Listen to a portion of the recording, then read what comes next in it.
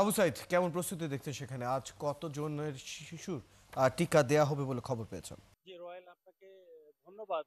আমি এখন আছি বগুড়া শহরের বিয়াম মডেল স্কুল অ্যান্ড কলেজের চত্বরে। এখানেই আপনি আমার পিছনে দেখছেন যে একটি টিকাদান কর্মসূচি বাস্তবায়ন করার জন্য একটি মঞ্চের ব্যবস্থা করা হয়েছে। আজকে সকাল 9:30 নাগাদ এই টিকাদান কর্মসূচি উদ্বোধন করা হবে এবং ইতোমধ্যে জেলা প্রশাসন এবং স্বাস্থ্য বিভাগের পক্ষ থেকে সব ধরনের প্রস্তুতি কিন্তু গ্রহণ করা হয়েছে। বগুড়া জেলায় এবার প্রায় 9.5 লক্ষ শিশুদেরকে কিন্তু এই টিকাদান কর্মসূচির আওতায় আনা হবে।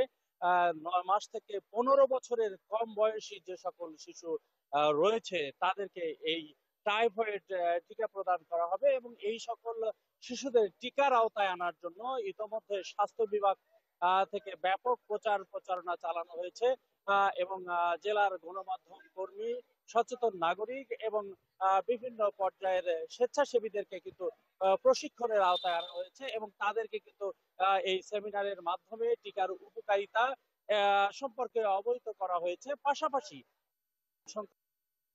জটিলতার কথা বিভিন্ন সময় মানুষের মধ্যে ছড়িয়ে পড়ে, সেই বিভ্রান্ত যেন তৈরি না হয় সেজন্য কিন্তু ইতোমধ্যেই যে স্বাস্থ্য বিভাগের পক্ষ থেকে সে সকল বিষয়ে কিন্তু জনগণকে জানানো হয়েছে এবং এই টিকাদান কর্মসূচি সফলভাবে সম্পন্ন করার জন্য জেলার প্রত্যেকটি উপজেলায় এই সকল কর্মসূচি গ্রহণ করা হয়েছে। আজকে সকাল 9:30টায় বগুড়ার জেলা প্রশাসক ব্যায়াম মডেল স্কুল অ্যান্ড কলেজে এই আনুষ্ঠানিকভাবে টিকাদান কর্মসূচির উদ্বোধন করবেন। স্বাস্থ্য বিভাগ এর সংশ্লিষ্ট কর্মকর্তারা বলেছেন যে এই কর্মসূচি সফলভাবে সম্পন্ন তারা করার জন্য যে সকল কার্যক্রম হাতে নেওয়া দরকার তার সবকিছুই কিন্তু তারা করেছেন এবং এর মাধ্যমে টাইফয়েড নামক যে আহ, ব্যাধি সেটা থেকে আগামী প্রজন্ম মুক্ত থাকবেন এমনটি প্রত্যাশা করেছেন স্বাস্থ্য বিভাগের কর্মকর্তারা।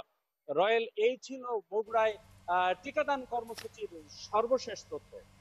ধন্যবাদ আবু সাইদ, খবরগুলো জানানো হলো। খবরগুলো আপনি রাখতে থাকুন, প্রয়োজনে আবারও যুক্ত হবো আপনার সাথে। দর্শক, সারা দেশে শুরু হচ্ছে টাইফয়েড টিকাদান কর্মসূচি এবং সেই নিয়ে বগুড়া থেকে আমাদের সাথে যুক্ত ছিলেন আবু সাইদ।